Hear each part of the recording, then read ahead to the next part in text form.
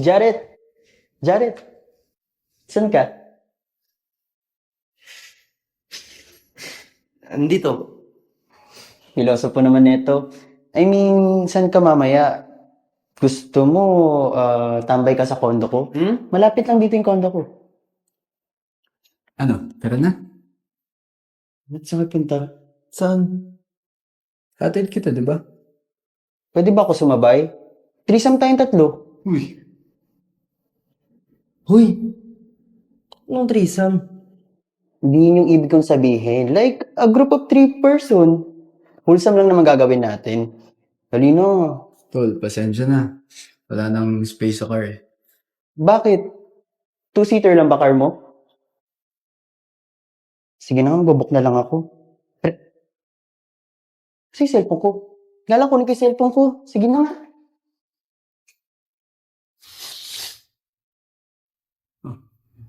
Hoy! Ano na naman pakulo yun? Pakulo? Yung... Ihatid mo pa talaga ako. Bakit? Ayaw mo ba? Baka mataas kang maningil ah.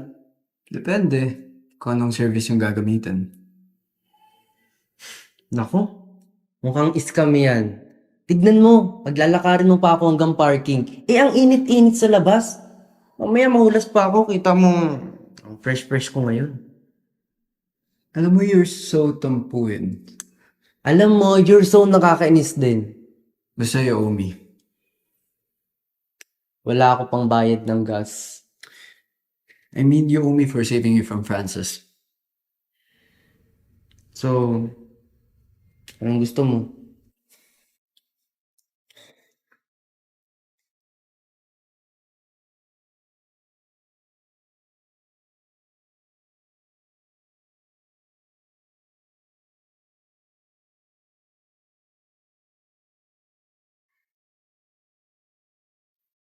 Gusto ko umuwi. Pinipindot kasi yan para gumana yung elevator.